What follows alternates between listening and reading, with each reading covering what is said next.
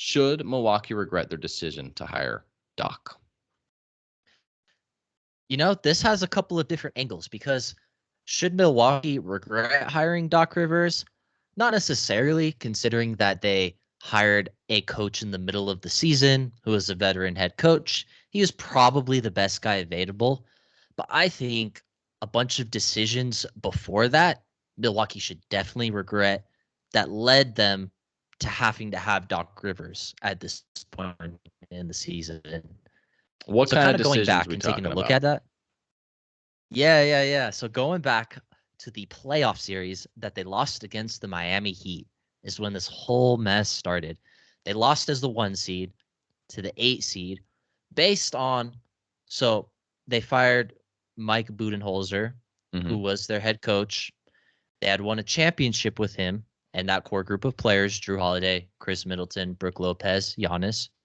They lost to the 8 seed as a 1 seed, and they fired Coach Bud mostly based on a late game decision he made and also for letting Jimmy Butler absolutely torch them, right?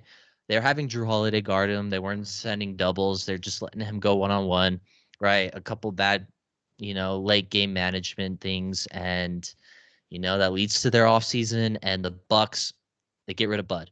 He was kind of on the hot seat before they won the chip. They extended him, and then they changed their mind as soon as they go out in the first round. And they decide to make a bunch of other changes after losing this first round series. They hire a rookie head coach in Adrian Griffin. They trade Drew Holiday, essentially, Mm-hmm. and more assets for Damian Lillard. And then it turns out the players didn't even like Adrian Griffin as he was their head coach, right? They brought in Terry Stotts as an assistant who was Dame's old head coach. And before the season even started, he was like, nah, I'm out. I can't work with Adrian Griffin, which doesn't usually happen in the NBA. Like, we don't usually see stuff like that. And, to be fair to the Bucks, I don't blame them for firing Adrian Griffin if he sucked and the players didn't like him, right? Because with that roster, I mean, they can win any coach games, right? Any It's any fair. capable NBA coach is going to make the playoffs with that group. So, being able to find someone to replace him who's better at least, okay, cool. I don't blame you. But honestly, bringing in Doc Rivers, like I said, was the best choice for them to make after firing Griffin. But they didn't have any better options because they put themselves in a bind to have to get him in the middle of the season after all the other good candidates have been hired. I mean, just kind of going back and looking at this. I 100% agree that the answer to the original question of should they regret hiring Doc is a sorta, but it's Mhm. not so much the decision to hire him, it's all of the previous decisions, right? Like you said, it all started with firing Mike Budenholzer. But should the front office get the blame?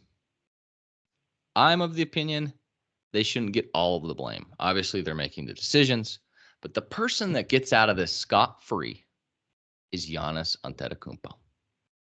Giannis, for whatever reason, does not get as much blame as he should. After getting outplayed and outmatched by Jimmy Butler in the first round of the playoffs last year, I know he was hurt, but he got outplayed. Best player in the world got outplayed by Jimmy Butler. Giannis hanged passive-aggressive threats over the Bucks organization all summer long, with his contract soon expiring, right? He's basically out there saying, I'm not necessarily tied down, blah, blah, blah. I love the Bucks, but, I could see myself, blah, blah, blah. Basically hung his contract extension over their heads so that forcing them to make changes, right? So they fire Mike. They trade Drew and a bunch of other assets for Damian Lillard. They hire Adrian Griffin. And then when Giannis is upset at Adrian Griffin, they fire him and hire Doc Rivers. So Giannis is honestly what I will call the coach killer, because he's just never satisfied. Now, granted, instead of just jumping ship to another team, a la Kevin Durant, he at least stays put. But this mess that they're in is as much part Giannis as it is the organization. So that's my take.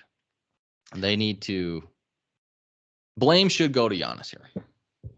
I can't disagree with that. It kind of feels like it's starting to feel like the LeBron James situation where every coach he was never happy with, and he had kind of that roster control when everyone started talking about Le GM.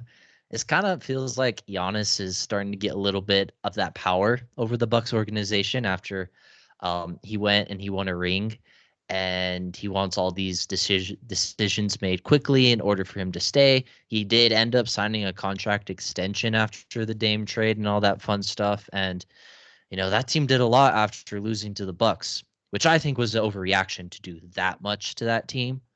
But hey, here we are now.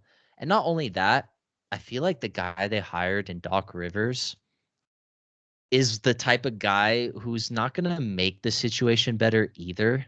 I mean, like we said, best option available, but he went on a radio show recently during the All-Star break, and he said, we're 3-7. When the Bucks called me, I was like, "Oh, you guys fired Adrian Griffin? Why did you do that?" And the Bucks were kind of saying, "Hey, we already did it. We want you to come in, be the guy, be the coach." And Doc Rivers is like, "Okay, cool. Let's at least wait till the All-Star break then," is what he said. He told the Bucks. And the Bucks were like, "Nah, we need you to be the coach now. We need a coach now." And Doc Rivers is saying, "Hey, look, we went on this big long road trip. We went 3-7 during the toughest schedule stretch that we have, and that's why we suck." And then JJ Redick brought up the point that he likes to make excuses, and then most people sided on that, some other people didn't, but regardless, Doc is now making excuses. They have Giannis, who's just trying to do everything to win now, and a team that for whatever reason isn't gelling or clicking. I have kind of a bold prediction that will get the Bucks in even a worse situation by the end of the year. I don't think Doc Rivers makes it a full year being the Bucks head coach. I So think he you gets fired either in the offseason or in the middle of next year. okay? I don't think that's too bold. Doc Rivers is a very curious case because he's always coached talented teams.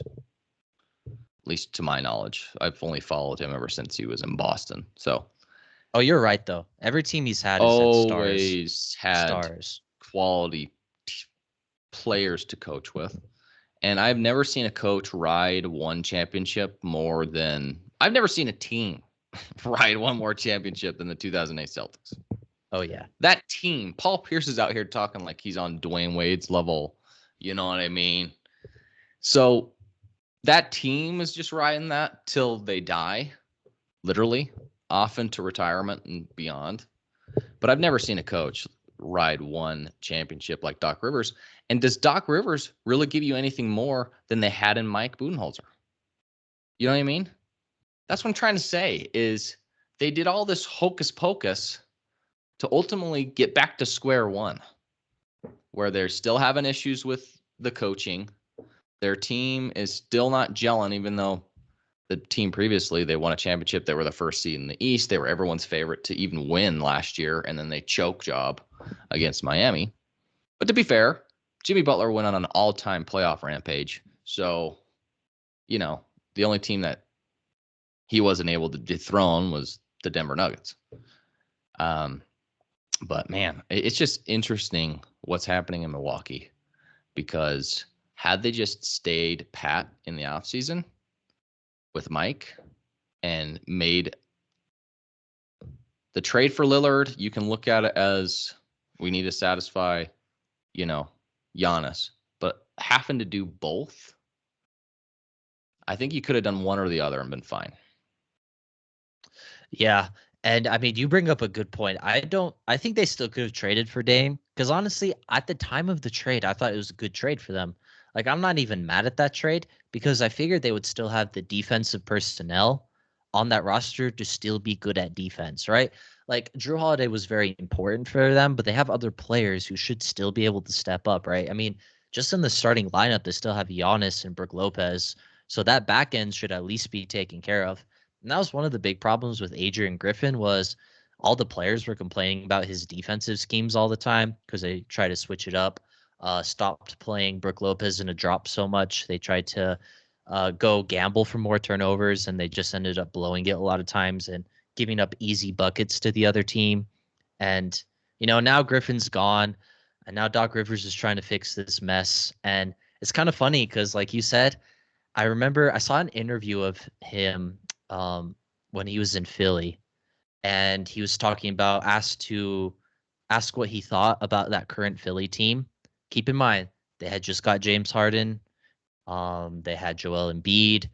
Embiid was on pace to win his first MVP, which he ultimately did. He was comparing them to the '08 Boston Celtics. And he was like, oh, yeah, everyone here on this team, they get along. We added some more pieces. They really remind me of Boston. And then they ended up losing that series. And to Boston. I mean, it's funny because that's always his go-to. Like, oh, in '08, this happened. This reminds me a lot of that. He said that too many times. Like, there's just too many excuses. And the worst part for Milwaukee is if this doesn't work out, because it can, because they have the talented roster, and ultimately players tend to win the games and have more of an effect than the coaching does. But if they can't figure this out, it keeps going south, and Doc Rivers does get fired, like I said. Imagine he gets fired in the middle of next year. Who are they going to get as the head coach in the middle of next year? They're going to be stuck in the same spot that they're in before, and no one's going to want to coach there because they fire all of their coaches all of a sudden, and they get them in the middle of the season, which is even worse because you don't have a training camp to get with your guys, right? Like, we get it. It's hard, but the Bucks would be the ones putting the coaches in that situation. So they're gonna have to decide, I think, in this offseason, based on how the rest of the season goes, if they're gonna keep Doc or not. Because if they fire him halfway through the season, oh man, this franchise is going to be set back and dysfunctional, and it might be the end of the Bucks. Well, we're not even getting started with if they flame out in the postseason this year. The whole, is Lillard going to get traded or is he going to move? Is Giannis going to start doing the whole puppet master hands on the organization again? So they really need to figure it out, or a lot of things, like you said, go south. And it all just came back to firing Mike and making the Dame trade at the same time. Two Mike was huge moves. Mike was an excellent defensive coach, offensively stale at times. You bring in Lillard, your team isn't going to fall off that bad defensively with Mike at the helm, because that's what he knows how to do, right? They wouldn't have made that drastic defensive scheme change like Adrian Griffin did, and we probably wouldn't have anything but glowing things to say about the Bucks. In my opinion, had they held on the mic, made the Dame trade, that would have been the best case scenario.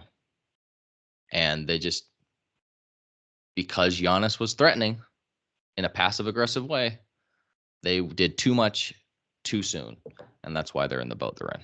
So interesting storyline to watch, because this whole thing can implode in the matter of one offseason. Yeah, not just that, but I mean, Damian Lillard, if it did come to that, he'd be hard to move off of. Miami might be the only team. Yeah, Miami might be the only team that wants him because of the contract and the age. And you're only going to get 50% back of what you gave up to get him. Oh, yeah, you're going to have to accept Tyler Hero and a pick. A pick, yeah. I mean, like that's the only thing you'll be able to get for Dame. And, like, that would really suck for Milwaukee. And I think that would be enough to drive Giannis out. A lot is riding on what's going to happen this postseason. Because if they flame out even before the Eastern Conference Finals, I can see all havoc breaking loose.